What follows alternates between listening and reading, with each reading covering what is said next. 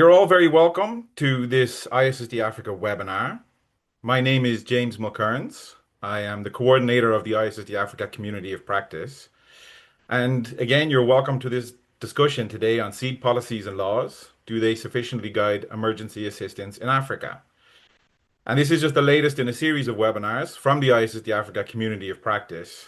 And in this phase of our program, we're really looking to advance the nexus of humanitarian development and peace building activities and initiatives for Africa's seed sector. Now, underpinning today's discussion is a very recently released new working paper, and you'll hear quite a lot of the key points and the insights from the paper today. I do advise and encourage you to still, after today's session, if you haven't read it already, visit one of these websites, issdafrica.org or seedsystem.org.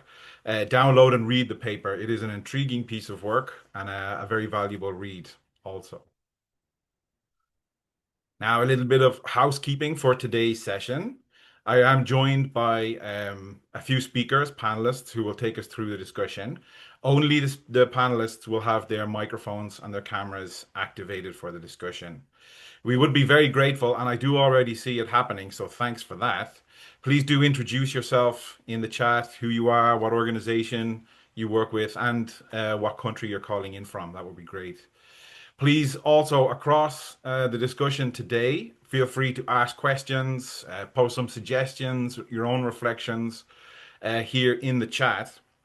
We may not get to answer all of the questions, address every point in today's session, but quite commonly, some of those really vital questions, we share those with the slide deck and the recording on our website afterwards. And in case it wasn't clear for anybody, there is no interpretation for today's session. It is available in English only. Now, I'm joined by a distinguished set of old friends of the ISSD Africa Community of Practice. Niels Lauwers is a fellow at the Law Group of Wageningen University, and Niels is the lead author for the paper and will give the sort of the main presentation for today's discussion. Chris Ojiwo is the chair of the African Seed and Biotechnology Partnership Platform, or the ASBPP, and based at CIMMIT in Nairobi. And Chris will be sharing his reflections, what this paper, what these findings mean for the ASBP. Astrid Mastenbroek is the first Secretary, Water and Food Security at the Netherlands Embassy in Bamako, Mali. Astrid has also given her review, some comments and input into the paper, and will be sharing her own reflections on what this work means from a sort of donor perspective.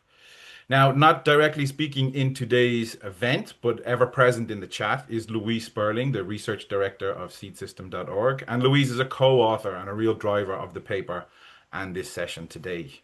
Now, Louise is in the chat. Well, take a look at some of the questions and maybe we'll respond. So great to have you on board as well, Louise. Now, without further ado, to get straight into it, I would like to ask Niels if you could turn on your camera and your microphone also. And I'll hand the floor over to you to take us through the main aspects of your work and what it means. And a reminder to you that even though you might not see me, just say next slide and I'll push it along. Niels, over to you. Thank you very much. Well, thank you, James, for this introduction. And indeed, also on behalf of Louise, the co-author, we really like to explain what we've been doing in this project. Next, James. It's all about seeds, and it's all about emergencies. And seed aid, humanitarian seed aid, we focus on. It's an important thing to do.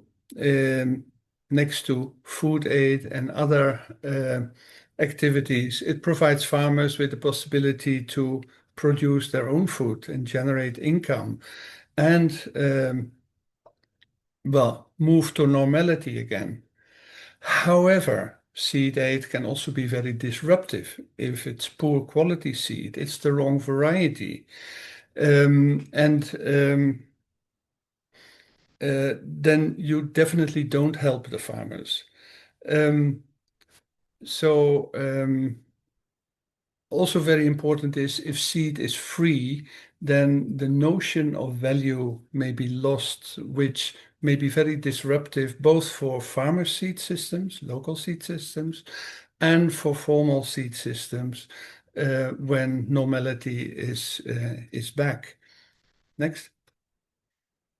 Seed aid is also done at a really large scale, at an increasingly large scale. A lot of money is involved, and also the number of countries has increased enormously over the past. And also take note that in Ethiopia, over 40 consecutive years, seed aid has been distributed, not all to the same farmers every year again, but in that country, it's been very, very common with the risk that I just mentioned. Next. So the methodologies of humanitarian seed aid, we have been looking at those very carefully, and we see some trends that a number of years ago, it was all direct seed distribution of certified seed, and it still is in many places. And sometimes now it also includes locally purchased seeds. Then, secondly, market-based approaches instead of direct seed distribution, so with vouchers, with cash, and even looking at the supply side actions. And there's been, and that's very important, a stronger focus on the processes. Do a proper assessment first and really check what farmers need and get feedback. That's increasingly important, which was not done all the time in all the projects in the past. Next. So there's a wide diversity of seed aid strategies. Next. And indeed, these 10 principles, the 10 Ps, they are being applied more and more to guide the seed aid processes. Next. Okay, then let's park that whole thing. Let's go to seeds. Seed systems are highly regulated in normal times.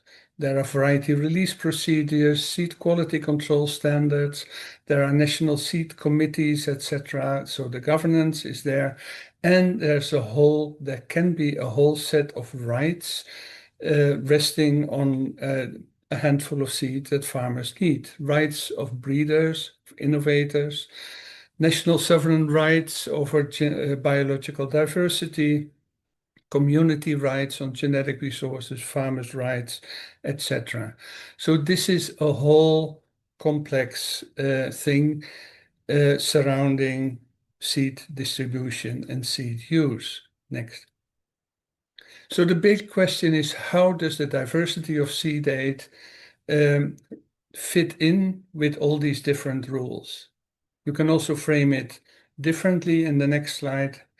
How do policies and laws support or guide or even block the better seed responses? Next. So that has been the key questions that we have been looking at in relation to humanitarian seed aid in Africa. We looked at, so do national, regional, there are also global policies and rules explicitly include emergency seed response clauses, or even if they are not explicit, do they facilitate such responses within the formal system, recognizing other seed systems, etc. Next. So what did we do? We analyzed a whole set of documents at the global levels, the instruments and agreements that affect seed systems, primarily the OECD seed schemes, but there are also all these instruments on phytosanitary issues, on seed testing, intellectual property rights, including also plant breeders' rights with UPOV, genetic resources on the CBD and the IT. I'm not going to explain all these abbreviations, and on farmers' rights, the IT and UNDROP. So that's one set. Then we have the regionally harmonized seed systems by COMESA, ECOWAS, and SADC, 3 regions in Africa, and particularly on plant breeders' rights in West Africa through OAPI. And then we looked at the policies and regulations that we could lay our hands on in Ethiopia, Mali, Nigeria, South Sudan, Uganda, and Zimbabwe. These countries have been selected for their regional distribution, but particularly, of course, for the amounts of seed, their importance in humanitarian seed aid. In addition, we did a quick scan of the FAO lex, where all the national laws are available, at least we hope. Next. So what did we find? At this intergovernmental level, we have the global agreements and instruments. They, in principle, don't mention emergencies or include explicit exemptions, with one exception, and that's the TRIPS agreement on intellectual property right by the World Trade Organization. They explicitly mention force majeure, and there are exemptions when that kicks in. The regionally harmonized systems, they don't mention emergencies also, and very important, they relate to the formal seed systems only, the formal system of registered varieties, certified seed, and regulated distribution. One exception to the emergency issue there, that ECOWAS allows regional cross-border trade of non-certified seed in situations of shortages. So that's an explicit exemption. What also was interesting that we found out that these regional organizations, they often have disaster response units, like SADC, for example, specifically focusing on emergency issues. We haven't found any link that their discussions have influenced their regional seed, harmonized seed regulations. Next. Then at the national level, in the normal situations, the laws exclude seed in the market that is not formally tested, or seed of non-registered varieties, or seed that is offered by non-registered seed sellers. So that's fairly straightforward and strict. And in addition, explicit linkages between the seed rules and the rights, all these different rights that I mentioned, are minimal, except that countries, when they have plant variety rights, plant breeders' rights, those are often included in the seed law. But the linkages, for example, to biodiversity rules are very difficult to find. However, Ethiopia specifically makes space for community rights and a number of farmers' rights as well. Next. So then, looking at the seed laws explicitly for emergency issues, and there also, again, Ethiopia explicitly mentions it and none of the other countries in their seed rules. The Ethiopian minister can call for a seed emergency, which allows other than normal rules, which may not be all explicitly mentioned, but at least this is an opening. Looking at these, we see 3 major challenges. One is quantity. Again, I'm sorry I mention Ethiopia so often, but they have quite an extensive policy on these issues. They clearly say that certified seed is commonly in short supply during emergencies.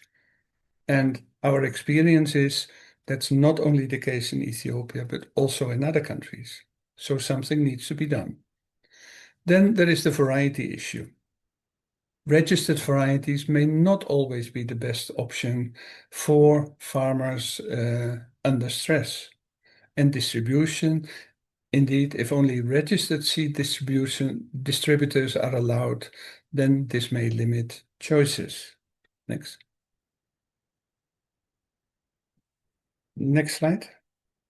So when we overlay this on the different humanitarian seed aid responses, it is clear that the direct distribution of certified seed, it fits with the rules. Of imported seed, it fits if it is certified seed from other countries and when the traders are registered. Local sources of seed commonly don't fit with the law. So if you want to distribute that, you may have a challenge. Market-based options, similarly, vouchers in registered agri-input shops is fine. In seed fairs, according to the letter of the law, it's often not fine. And giving out cash to be used to purchase seed from fellow farmers, in most countries, that is not within the law. Next. But we have found some really interesting clauses. On the quantity issue that I mentioned before, some people some countries have introduced quality declared seed and standard seed clauses in their law, which allows for a much broader and larger quantities of seed available in the market. Variety issue, Ethiopian, Nigerian laws, and also the policy in South Sudan. South Sudan doesn't have a seed law yet, but they have a seed policy. They do explicitly recognize farmer seed systems. In terms of markets, Nigeria applies the law only to what they call commercial markets. How that works out in practice, it's not always clear, but it gives space. And on the process issue, Tigray and I hear also Afar, both in Ethiopia, they have elaborate sets of rules to cope with emergencies, including those 10P principles. And again, that is possible because the national law in Ethiopia provides quite a bit more space than in many other countries. Another final issue, and it's not a minor one, and I'm not using a legal term here, this is my term, escape clause. They have explicit, what I call escape clauses in the seed law, allowing the minister to decide on certain actions outside of the rules. These may have been introduced with emergencies in mind, but anyway, they could be used in seed emergency conditions. Next. Then what does this mean, all these laws? Is that the large majority of the documents don't give specific guidance. And that means that humanitarian agencies, can provide seeds from certified sources, but if you want to do other things, then either you need an ad hoc decision from the authorities, or you can simply work outside of authority scrutiny.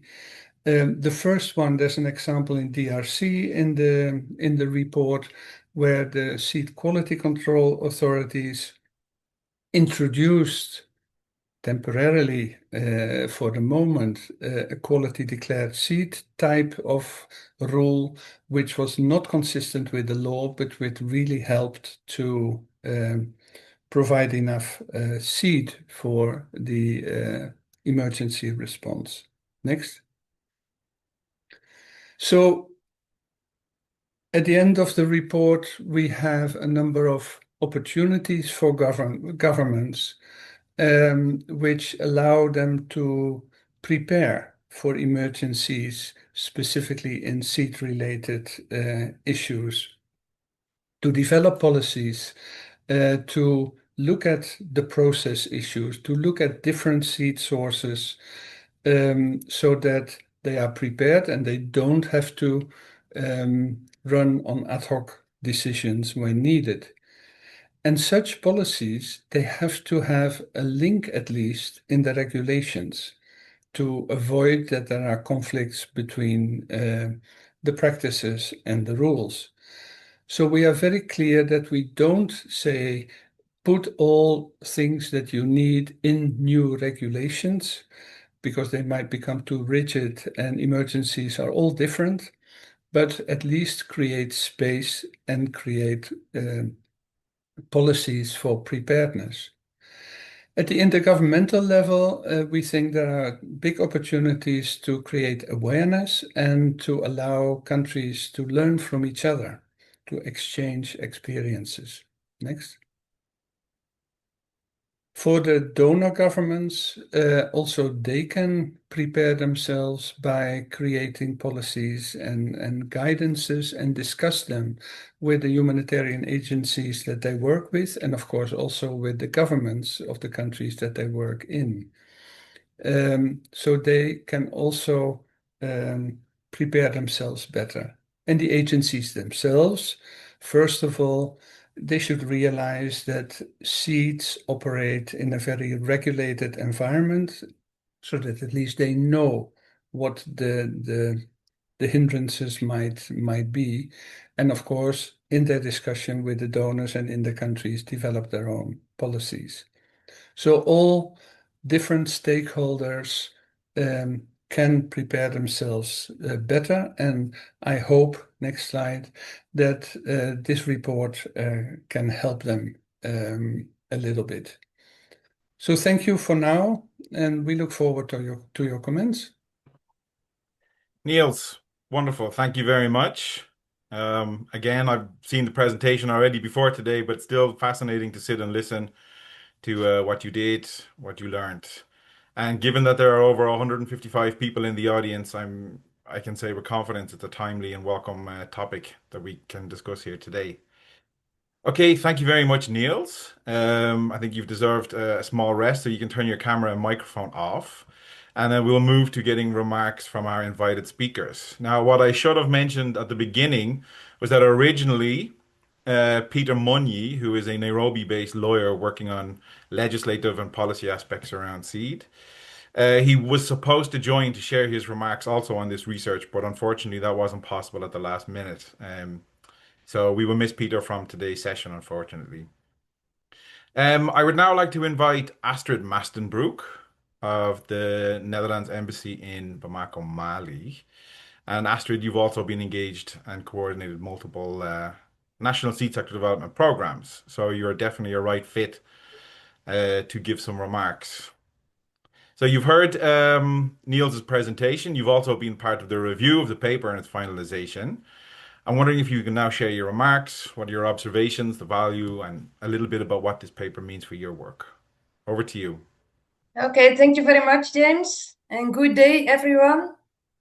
First of all, I would like to thank the authors and Niels to present the report and for ISSD Africa to convene this discussion.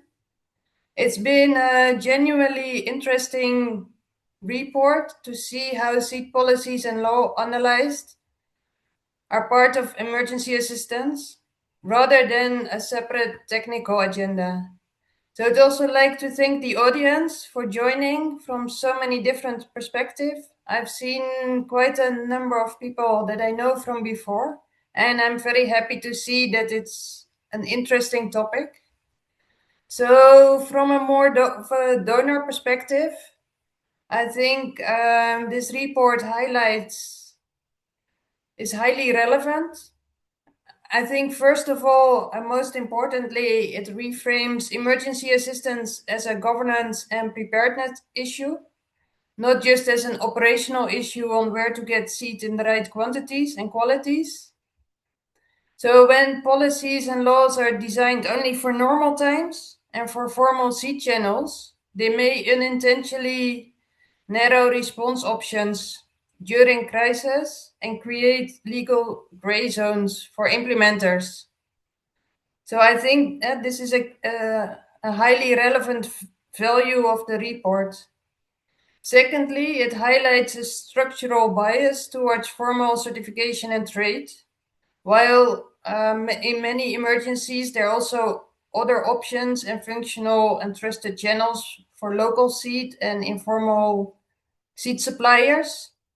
So this is also a clear reminder for donors that quality assurance and farmer choices need to be workable arrangements under crisis conditions.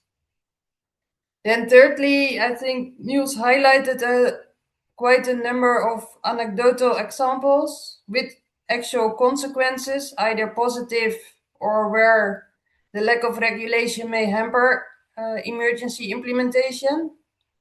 So I think it's very valuable, but at the same time, it also points to a gap where we can look more at the evidence to locate the exact bottlenecks of these gray zones and how it hampers effective seed aid in the broadest sense of seed aid, whether direct supply through markets, through vouchers, farmer to farmer support.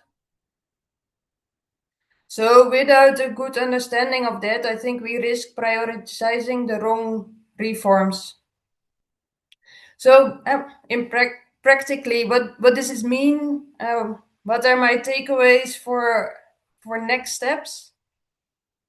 So I think one of the practical actions could be where policies and regulations are silent on emergencies to work with national, regional bodies on codes of conduct between communities of practitioners, farmers, regulators, ministries, whereby these codes can clarify emergency procedures and ways to deal with emergencies. This would allow the flexibility, as was already proposed by Niels and which is also in the report.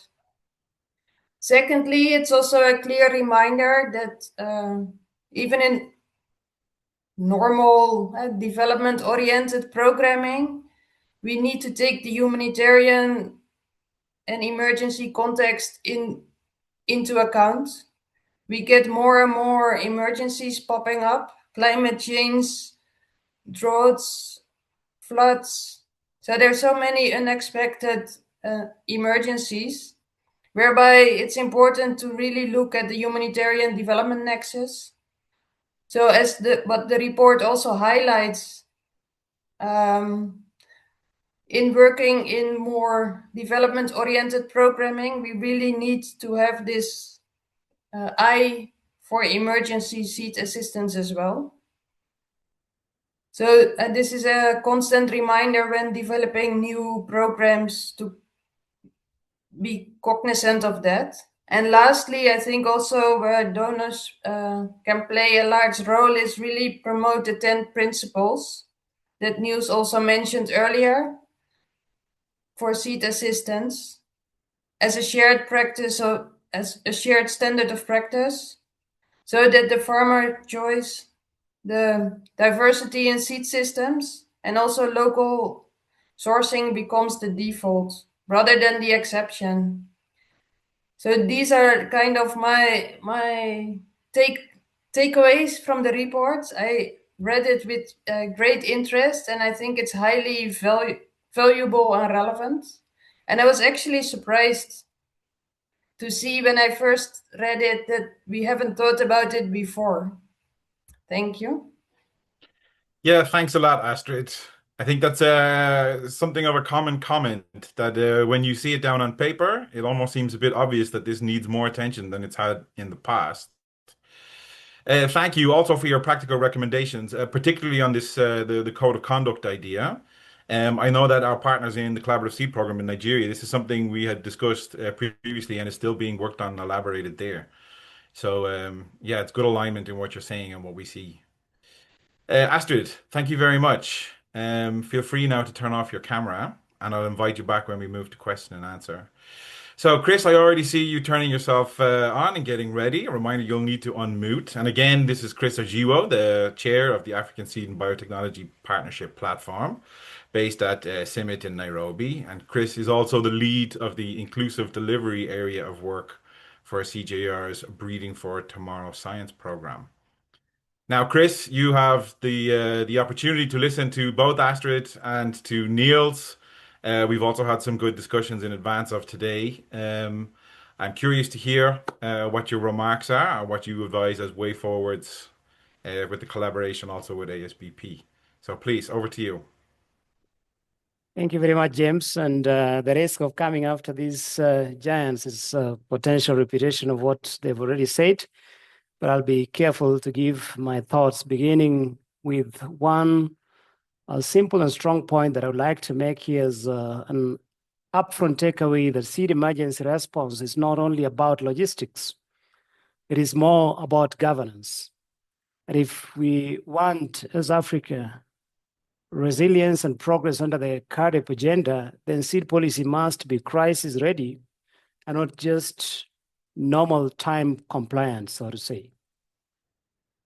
Obviously, it's been mentioned that I would like to repeat and recap here that across Africa, shocks are increasing that include droughts, floods, conflict, displacement, and market disruptions.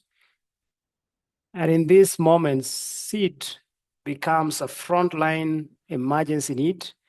Yet most seed laws and regulatory systems are designed particularly for stable conditions. And that's why emergency seed response often falls into what the paper has described as soft policy space.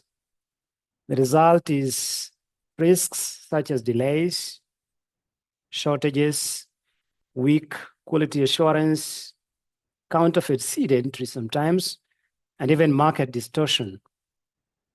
Allow me to give a couple of examples of emergency responses under fragile conditions. I'll start with an example of Sudan, where conflict has severely disrupted markets and supply chains at the moment.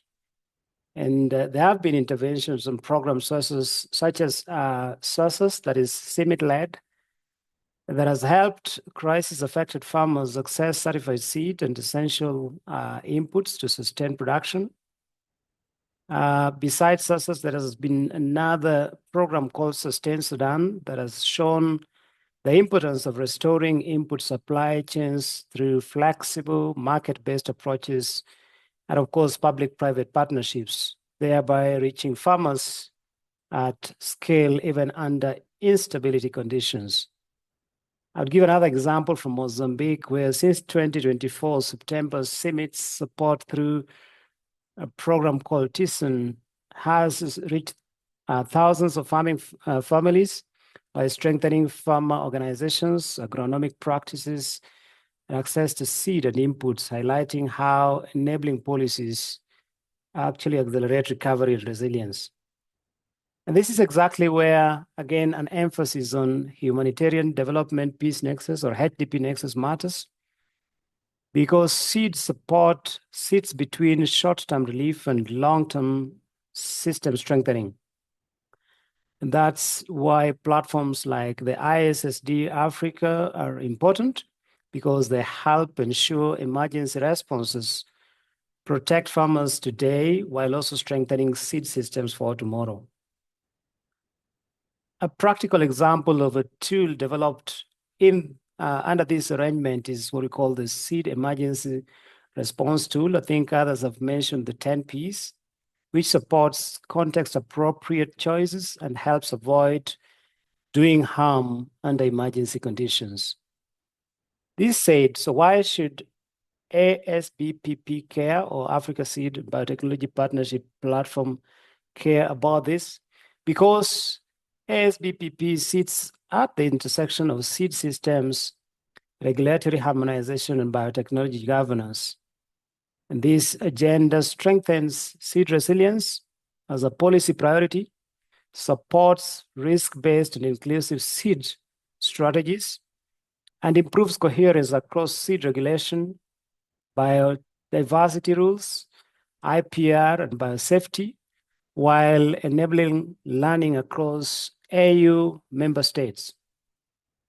So where do seed policies at the moment fail? Again, several examples have been cited, but let me just recap a few of them. Number one is variety release and registration timelines, which many times too slow, but also not flexible for emergency needs. And two is certification, where certified seed becomes the only legally safe option, but has been reported the certified seed supply rarely meets surge in demand under emergency conditions. Number three is cross-border movement rules, which are clearly too rigid when special need here, especially with speed, is required. And number four is quality assurance systems that cannot scale under insecurity and access constraints. And number five is responses often defaulting to seed kits or vouchers without enough safeguards to protect farmers and farmer confidence. The answer is not weak regulation per se.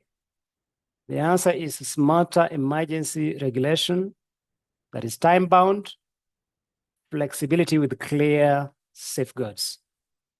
And so what should Africa Union through the Africa Seed Biotechnology and Partnership Platform do as next steps? I propose an establishment of a seed emergency task force that brings together regulators, biosafety authorities, the RECs, CGIAR, UN agencies, NGOs, AGRA, HDP actors, including ISSD partners and other development partners, to consider policies that are emergency friendly. And number two is convene an AU-REC dialogue and issue an ASBP advisory note aligned to tools like the SAT, or Seed Emergency Response Tool. And number three is develop a model emergency clauses and national preparedness plan template, pilot them in a few risk countries, and then once found applicable, then scale them.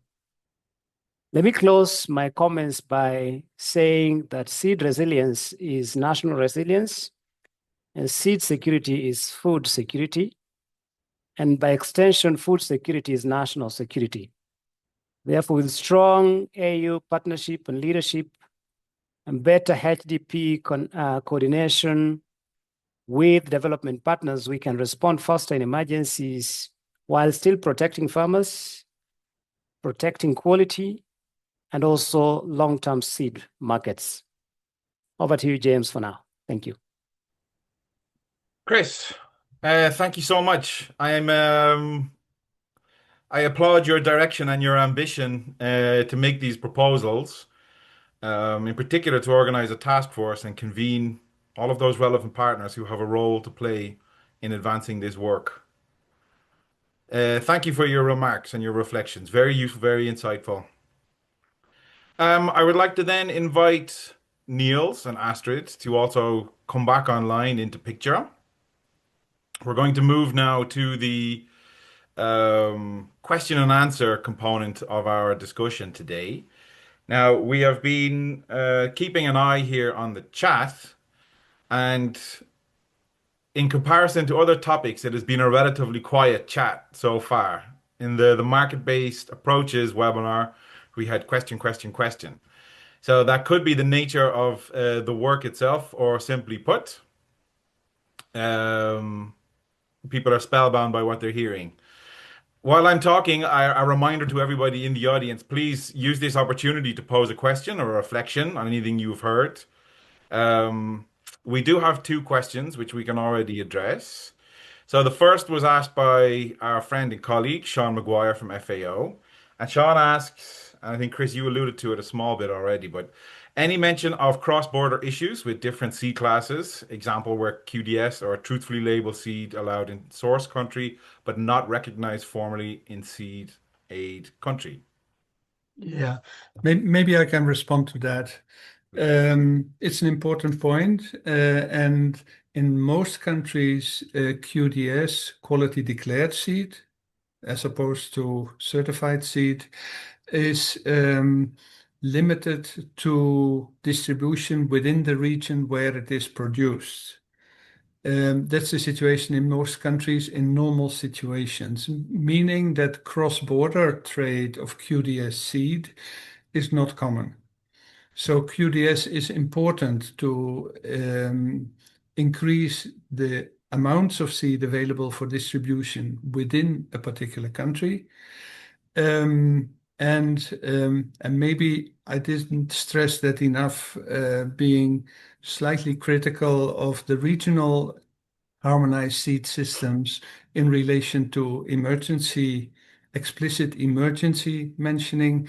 They are very important to promote regional trade. So they are very important also in emergency situation to increase the amounts of certified seed in case of an emergency in a neighboring country. So QDS is also, because it is recognized in some countries and in many others, it is not. It will not be the big savior in relation to regional seed trade, in my view. Thanks, Niels. Chris or Astrid, have you anything you'd like to add to that question and response? Yeah, maybe just a quick sentence to that. As mentioned already, the policies at the moment do not allow trade of any community-based seed production across borders, not at the moment. Correct. But even within a country, also many times the rules are also limiting the distance that is covered by QDS. So you can only produce within a district. You cannot even cross district borders, leave alone international borders. I mean, if you were to think in terms of finding the certified seed does not necessarily meet the needs, and as such, and sometimes creating a loophole, because then the effort to meet that need sometimes leads to, seed dealers that are not necessarily giving farmers certified seed, and farmers then form an opinion that certified seed is bad seed because of the experience they have where certified seed didn't work for them at some point because they probably did not receive real, genuine seed, but they received seed that came from either grain or something that was not necessarily certified.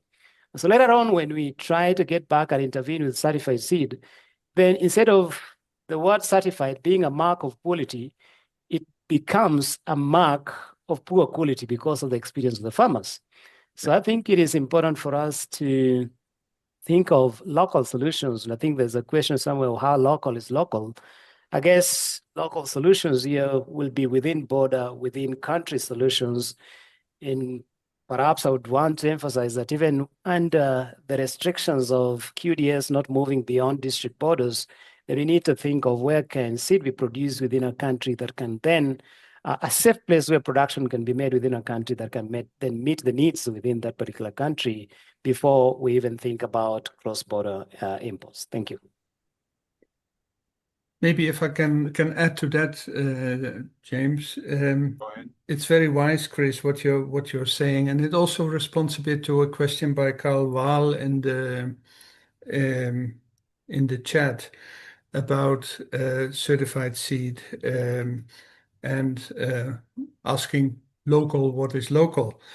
One important thing of the ISSD concept is that it recognizes the big importance of true certified seed for certain farmers, for certain crops. At the same time, it recognizes the importance of farmer seed systems for other farmers or for other crops. So also this report is not choosing between farmers seed and certified seed per se. The only thing is that under the same concept, certified seed of released varieties may not always be the best option for all farmers, particularly not in stressed conditions. And what you say, Chris, in shortages, at times of shortages, the risk of getting fake seed in the market, let's use that harsh word, fake seed, is increasing.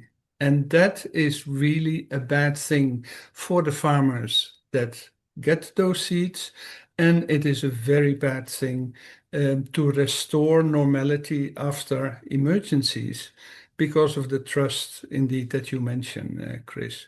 So that's an added risk of shortages that disturb the market.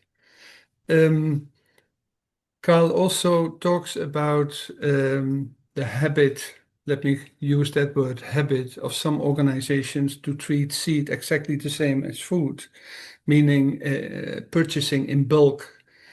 And there I hope that our report makes very clear that where food quality can be a standardized thing, seed quality is very different when you transport seed over larger distances. It may not help farmers if you distribute the wrong seed, the wrong quality seed, if your logistical lines are too long and not cared for, that the seed doesn't germinate anymore. The risks of seed are very different from the risk of food aid. So it has to be treated differently by all concerned. Thank you very much. As I'm listening to you, I'm seeking out the next questions. So I see from Gigi Manicat, Gigi notes that it is indeed an incredibly important and timely paper, and is curious to know about exploring the link from seed aid to also coordinate with pesticide and fertilizer aid. And do we see that as valuable in this effort to strengthen aid response? And do any of you have any reflections or thoughts on that? In our project, we did not look at that at all. Indeed, restoring farming needs more than just seed. It also needs implements, and sometimes it needs to have a look at soil fertility and other things. In this project, we haven't looked at those things at all, Gigi. Okay, thanks. Maybe Astrid, if I might go to you then also. So you've mentioned, I think, either here and previously, that this is something that the government of the Netherlands is looking into, strengthening the links between development and emergency aid. Is that something that you also see in the fertilizer side?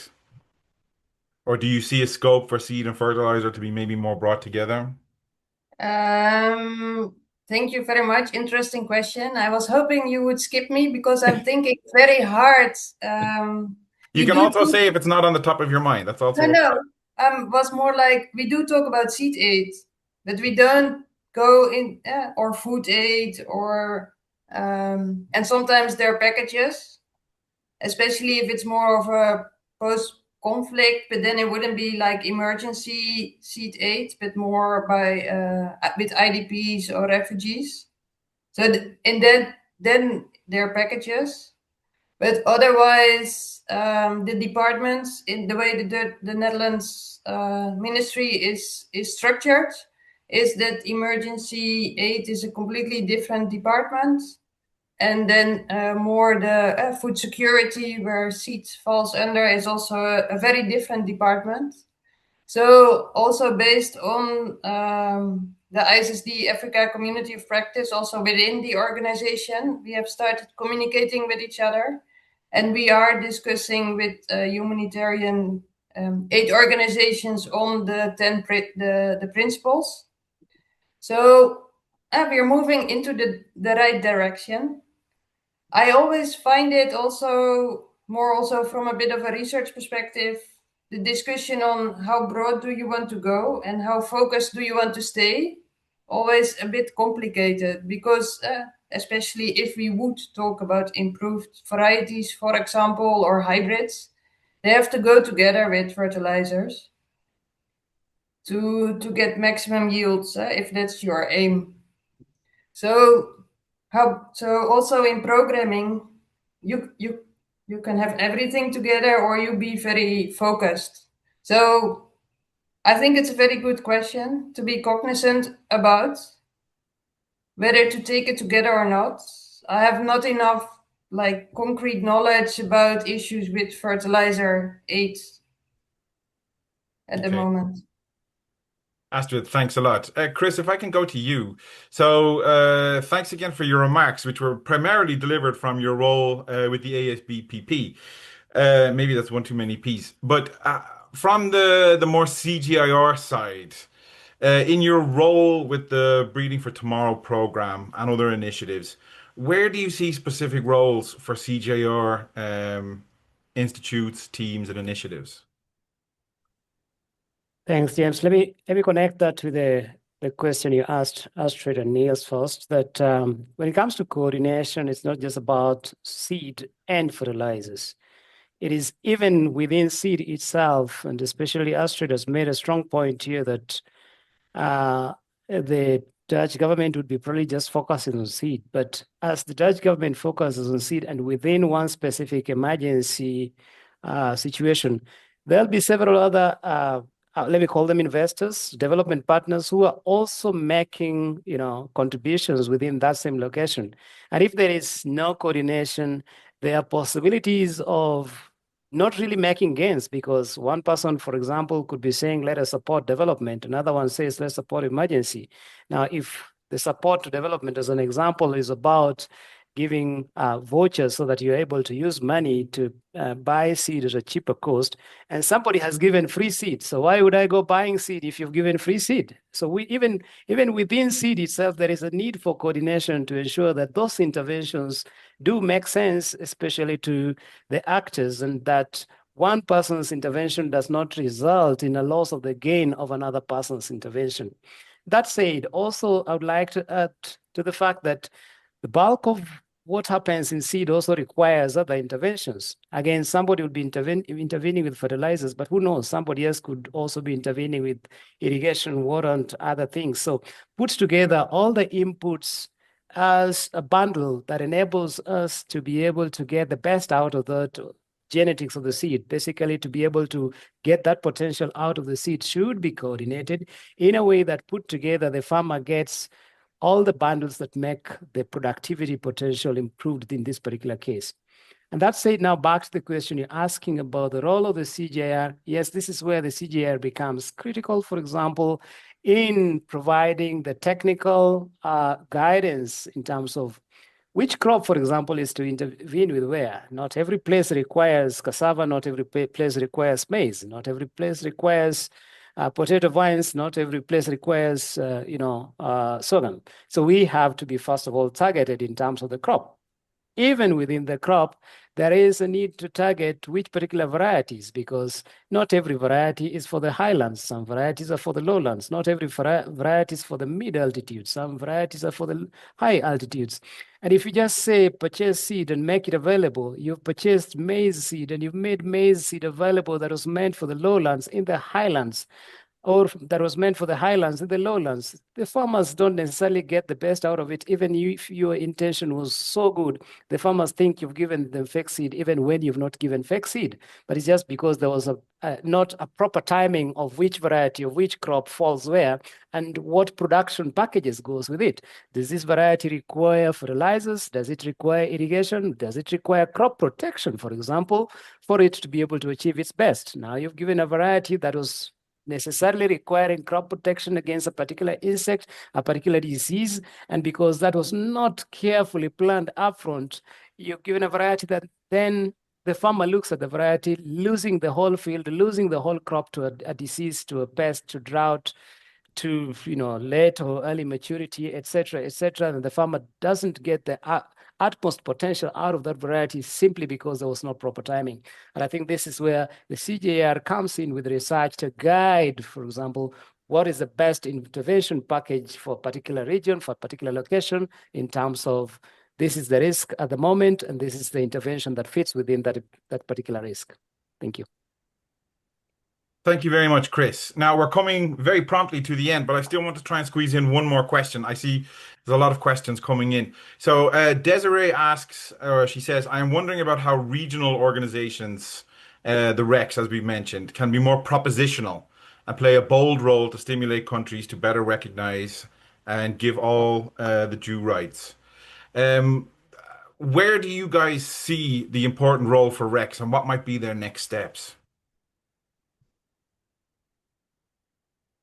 I could chip in quickly. I think lesson number one is exactly also to solve the issue that Astrid was mentioning, that different departments of the same organization, um, some deal with humanitarian aid, or emergencies, some deal with seeds, and those people may not even know each other.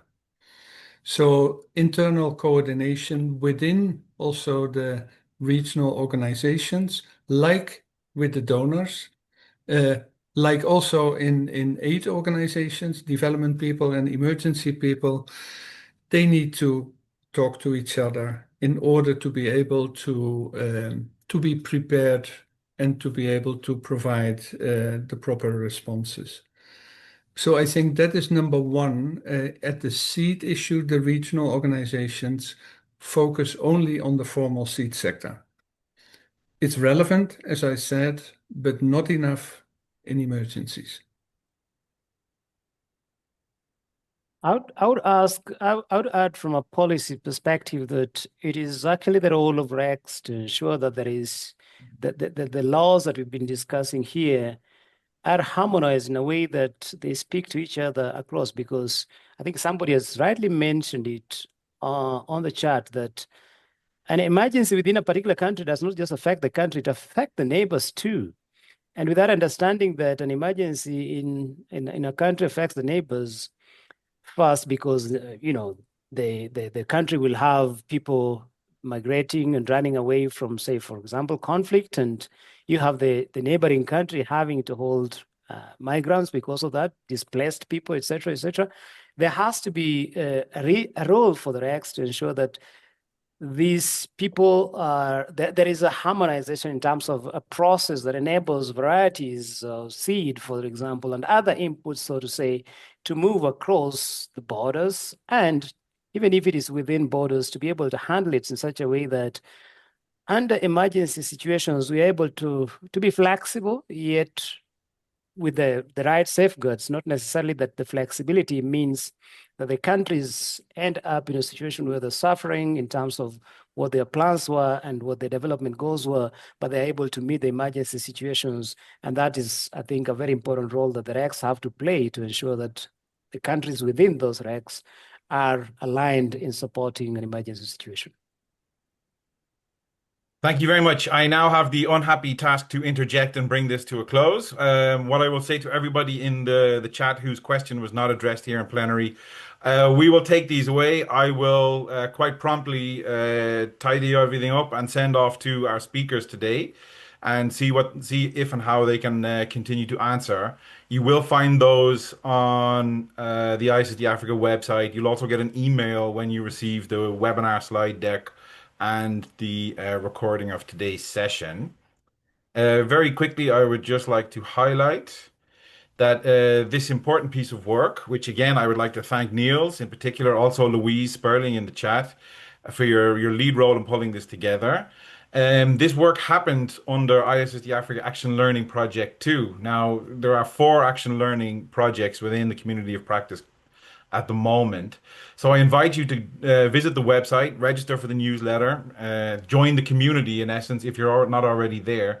There you will find all sorts of very relevant materials which have been in webinars before, and we're also planning some more upcoming webinars. You'll find the 10 principles, the context analysis tool, the seed emergency response tool, which Chris mentioned earlier on, and you'll find links and knowledge from our partners as well. That's it. Let me then stop sharing again. Chris, Astrid, thank you very much for being available for today's session and for sharing your insights and your remarks. Really appreciate it.